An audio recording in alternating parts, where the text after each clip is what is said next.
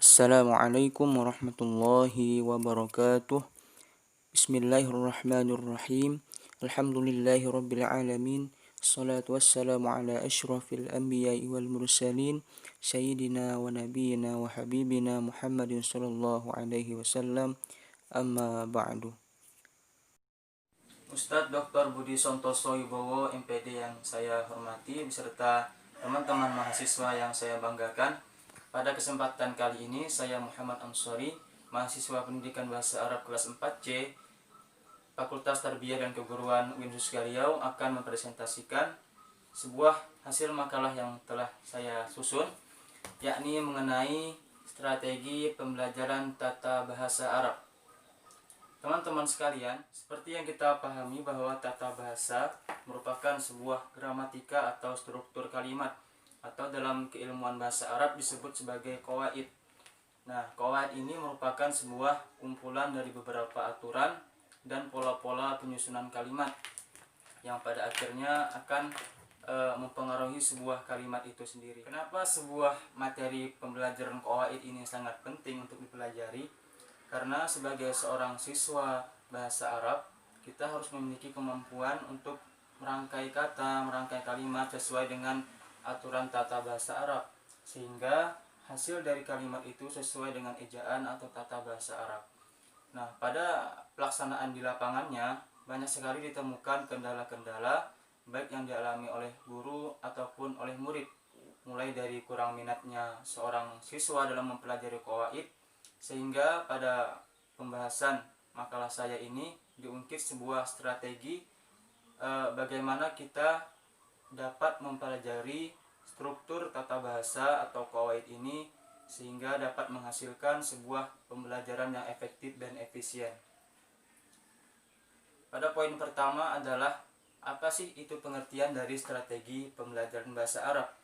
Dari segi bahasanya sendiri, strategi itu berasal dari bahasa Yunani, yakni strategos, yang berasal dari kata stratus, militer, dan artinya pemimpin, yang berarti generalship ataupun sesuatu yang dikerjakan oleh para pemimpin perang untuk membuat rencana untuk memenangkan sebuah peperangan. Sedangkan jikalau kita lingkupkan ke dalam lingkup pembelajaran tata bahasa Arab, strategi pembelajaran tata bahasa Arab ini bertujuan untuk menemukan solusi terbaik agar dalam pembelajaran tata bahasa Arab, guru sebagai seorang pendidik dapat menyampaikan materi pembelajaran secara efektif dan siswa pun dapat memahami dan mengaplikasikan keilmuan itu secara efisien. Dalam pembelajaran tata bahasa Arab ada beberapa teori-teori sintaksis dalam linguistik modern. Teori-teori tersebut yang pertama adalah teori taklidi ataupun juga disebut dengan teori klasik. Pada pembahasan ini, teori ini berpendapat bahwa kata-kata terbagi kepada 3 jenis, yakni isim, fi'il, dan huruf. Isim mempunyai beberapa bentuk dan fungsi, demikian juga fi'il yang mempunyai beberapa jenis seperti fi'il mujarrad, fi'il mazid, sahih, mu'tal, lazim, muta'addi, madhi, mudhari, amar, dan lain sebagainya. Dan huruf pun terbagi juga menjadi beberapa macam seperti huruf jar, huruf ataf, huruf syarat, dan lain sebagainya. Dari 3 jenis permasalahan inilah yang dibahas pada teori taklidi atau teori klasik, yakni isim, fi'il, dan huruf, dan segala ruang lingkupnya. Kemudian teori yang kedua adalah teori mukawwanat mubasyarah. Teori ini berpandangan bahwa kalimat itu tersusun dari 2 bagian. Setiap bagian dari kedua bagian yang terakhir itu tersusun dari 2 bagian pula. Teori yang ketiga adalah teori qawalid, disebut juga sebagai teori pola-pola. Teori ini memandang bahwa penyusunan suatu kata mungkin bisa dilakukan melalui 2 cara, yakni dengan sorof, morfologis, atau secara nahu atau sintaksis. Teori yang keempat adalah teori tahwiliyah. Selanjutnya adalah apa saja sih strategi-strategi pembelajaran tata bahasa Arab yang efisien dan efektif yang dapat diterapkan oleh para guru dalam memberi pelajaran kepada murid-muridnya. Pengajaran struktur bahasa sebenarnya adalah pengajaran pola-pola. Media yang paling baik untuk mengajarkan pola-pola tersebut adalah berupa latihan-latihan. Dan metode yang paling baik dari latihan ini adalah dengan memindahkan pola tertentu kepada kalimat yang diucapkan oleh para pembelajar atau guru dengan kata-kata pengganti yang akan diterapkan dan diimplikasikan oleh para murid terhadap kalimat-kalimat tersebut. Berikut beberapa strategi pembelajaran tata bahasa Arab yang dapat diterapkan oleh para guru kepada para siswa dalam pembelajaran bahasa Arab. Strategi yang pertama adalah strategi penggantian kata pada tempat yang tetap. Dari beberapa strategi latihan pengembangan pola kalimat yang ada, salah satunya adalah melalui strategi penggantian kata pada tempat yang tetap. Nah, pada strategi ini, langkah dan tahapan yang dilakukan oleh seorang guru, yang pertama adalah seorang guru menyampaikan sebuah jumlah. Misalkan, zahabal waladu ilal madrasati. Setelah semua siswa memahami dari jumlah ini, kemudian guru memberikan arahan untuk mengganti kata-kata yang akan disampaikan oleh guru kepada jumlah yang telah disampaikan di awal. Pada contoh kali ini, seorang guru menyampaikan stimulus kata berupa as-suku. Kemudian, siswa diharuskan untuk menjawab ataupun mengganti kata jumlah yang di awal disebutkan kepada kata yang barusan disampaikan oleh guru, sehingga para siswa dapat menyampaikan zahabat talibu ila suki. Nah, pada contoh yang pertama ini, al-madrasati diganti menjadi as-suki sesuai dengan stimulus yang disampaikan oleh guru yang pertama tadi.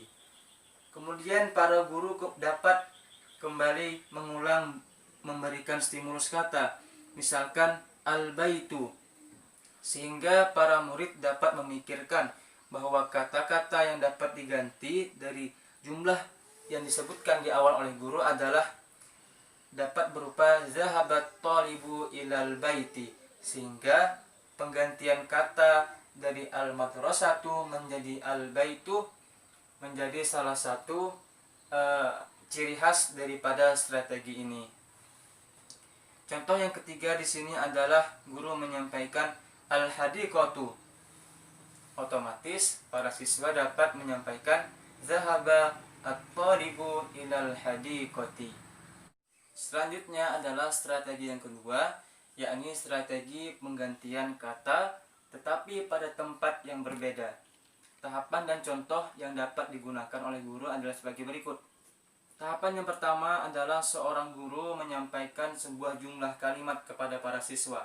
Misalnya, zahabat talibu ila suki, sehingga para siswa dapat memahami sebuah jumlah kalimat itu berupa zahabat talibu ila suki.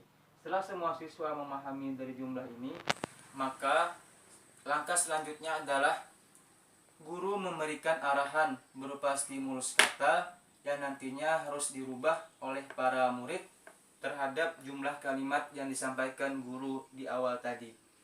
Contohnya, guru menyampaikan masya, sehingga siswa harus berpikir dan menelaah kira-kira kata-kata yang mana yang harus diganti dari jumlah yang disampaikan di awal, sehingga siswa dapat menyampaikan masya talibu ila suki.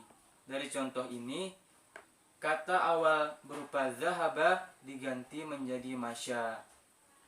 Nah, kemudian guru kembali memberikan stimulus kata untuk diganti oleh para siswa, yakni ar-rijalu, sehingga siswa kembali menelaah kira-kira dari jumlah di awal tadi kata yang mana yang harus diganti oleh para murid, sehingga para murid dapat menjawab zahabar rijalu ila suki. Sehingga pada contoh yang kedua ini tempatnya berbeda yang diganti dari contoh yang pertama, yakni posisi fa'il yang diubah dari yang awal at-talibu diubah menjadi ar-rijalu di contoh yang kedua. Strategi yang selanjutnya adalah strategi penggantian kata dengan stimulus gambar. Tahapan dan langkah serta contoh yang dapat diterapkan oleh para guru sebagai berikut. Yang pertama, guru memberikan sebuah jumlah kalimat. Di sini contohnya adalah istara abuhu sayyaratan, sehingga para pembelajar dapat mengetahui bahwa kalimatnya adalah istara abuhu sayyaratan.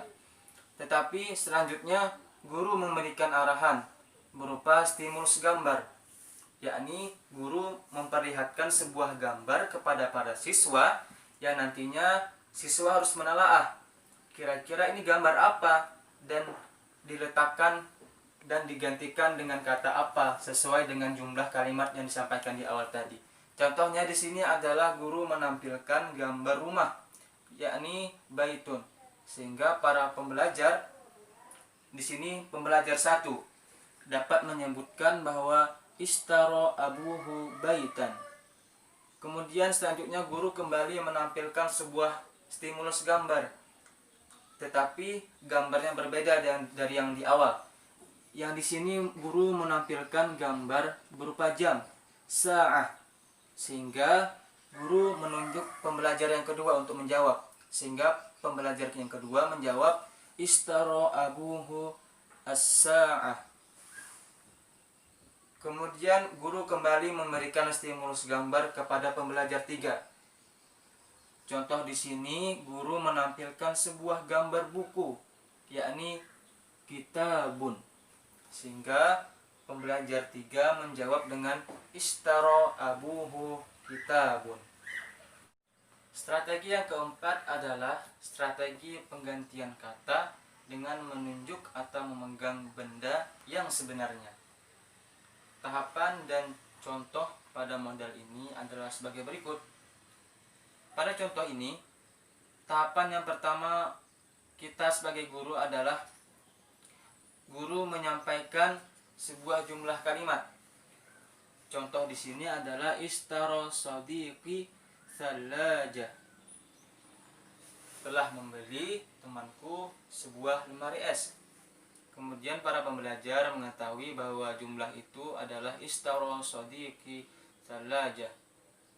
Kemudian setelah para siswa mengetahui dari jumlah ini, guru kembali memberi arahan, yakni berupa stimulus dengan cara menampilkan buku, tetapi buku yang sebenarnya, sehingga guru menampilkan buku kepada para siswa dan menyuruh untuk mengganti jumlah yang disampaikan di awal kepada buku yang dipegangnya. Sehingga para pembelajar, di sini pembelajar 1 menjawab istara sadiqi kitaban, temanku membeli sebuah buku. Setelah itu guru kembali memberikan stimulus berupa menampilkan sebuah pena kepada pembelajar 2, sehingga pembelajar 2 menjawab dengan istara sadiqi qalaman, temanku telah membeli sebuah pena. Selanjutnya guru kembali memberikan stimulus, yakni memberikan arahan sambil menampilkan sebuah jam, sehingga pembelajar 3 menjawab istara sadiqi sa'atan.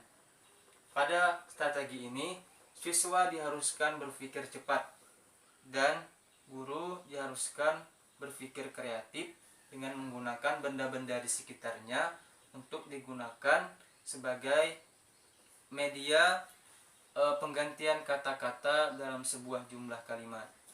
Strategi yang selanjutnya adalah yang kelima, yakni tamrin halaki. Tamrin halaki merupakan salah satu jenis dari latihan-latihan penggantian kata yang latihan-latihannya disusun sedemikian rupa dengan kalimat terakhirnya sama dengan kalimat yang pertama. Contohnya yang dapat diterapkan oleh guru adalah sebagai berikut. Seorang guru dapat memberikan sebuah jumlah kalimat. Sebagai contoh, guru dapat menyampaikan ra'aitur rijalu yaqta'un nahra, sehingga para pembelajar dapat menyampaikan ra'aitur rijalu yaqta'un nahra. Kemudian guru memberikan arahan berupa stimulus kata yang nantinya harus diganti oleh siswa terhadap jumlah kalimat yang disebutkan sebelumnya. Di sini guru memberikan stimulus kata berupa al-waladu, sehingga pembelajar 1 menjawab ra'aitul waladu yaqta'un nahra. Selanjutnya guru kembali memberikan arahan kepada pembelajar 2, yakni berupa kata asyari'u, sehingga pembelajar 2 diharuskan mengganti kata-kata yang disampaikan oleh pembelajar pertama, yakni ra'aitul waladu yaqta'un nahra, dengan kata asyari'u, sehingga pembelajar kedua dapat menjawab ra'aitul waladu yaqta'us syari'a. Strategi yang terakhir adalah yang keenam, yakni strategi tamrinul mutasalsil atau latihan berantai. Pada latihan model ini, seorang pembelajar mengajukan pertanyaan kepada teman sebelahnya. Kemudian temannya menjawab pertanyaan tersebut. Setelah itu temannya yang tadi ditanya kembali bertanya kepada teman lainnya dengan pertanyaan yang sama. Demikian seterusnya pertanyaan tersebut diulang-ulang oleh semua pelajar. Contohnya di sini adalah pembelajar 1 menanyakan kepada pembelajar yang kedua, "Masmuk?" Sehingga pembelajar kedua menjawab, "Ismi Ali." Kemudian pembelajar yang kedua menanyakan kembali pertanyaan yang sama kepada pembelajar yang ketiga, yakni "Masmuk?" Sehingga pembelajar yang ketiga, "Ismi Ahmad." Kemudian pembelajar yang ketiga kembali menanyakan pertanyaan yang sama kepada pembelajar yang keempat dan kepada pembelajar yang kelima, dan seterusnya. "Masmuk?" "Ismi Ansari." "Masmuk?" "Ismi Munir." Dan seterusnya, sehingga latihan ini berantai kepada setiap siswa, sehingga pada strategi ini, yakni strategi tamrinul mutasalsil, dapat juga meningkatkan keaktifan para siswa untuk dapat berbicara secara aktif terhadap strategi pembelajaran tata bahasa Arab ini. Thayyib, Ustadz Dr. Budi Santoso Wibowo MPD beserta teman-teman yang saya banggakan. Kesimpulan dari pembahasan materi ini adalah yang pertama, strategi pembelajaran tata bahasa Arab ini utamanya bertujuan untuk menemukan solusi terbaik dalam pembelajaran tata bahasa Arab, sehingga para guru dapat menemukan jalannya yang efektif untuk menyampaikan materi qawaid kepada para siswa, dan siswa pun dapat memahami materi qawaid secara efisien dan lebih paham. Kesimpulan yang kedua adalah dalam linguistik modern terdapat beberapa teori sintaksis. Yang pertama adalah teori taklidi, teori mukawwanat, teori pola-pola, dan teori tahwiliyah. Kesimpulan yang ketiga adalah setiap teori dalam tata bahasa memiliki pengaruh dan dampak positif terhadap aplikasi dalam peserta didik mengaplikasikannya kepada pola-pola kalimat. Kesimpulan yang keempat adalah makna suatu kalimat itu bergantung kepada susunan struktur kalimat dan kosakatanya, sehingga sangat penting bagi para siswa untuk mempelajari struktur bahasa Arab untuk menemukan makna-makna dalam kalimat. Kesimpulan yang kelima adalah dalam strategi pembelajaran tata bahasa terdapat banyak sekali strategi pembelajaran tata bahasa, mulai dari pola-pola latihan yang dapat diterapkan oleh guru agar terciptanya pembelajaran yang ideal, yang mana setiap polanya memiliki kelebihan dan kekurangan. Kesimpulan yang terakhir yang keenam adalah guru sebagai fasilitator pembelajaran tentunya harus memahami sebuah prinsip dan langkah-langkah mengajar ataupun strategi-strategi pembelajaran, sehingga sebuah pembelajaran dapat terjalan secara efektif dan efisien. Demikianlah penyampaian presentasi dari makalah saya. Semoga dapat memahamkan teman-teman semua. Mohon maaf atas segala kekurangan dan kekhilafan tutur kata. Billahi taufiq wal hidayah. Wassalamualaikum warahmatullahi wabarakatuh.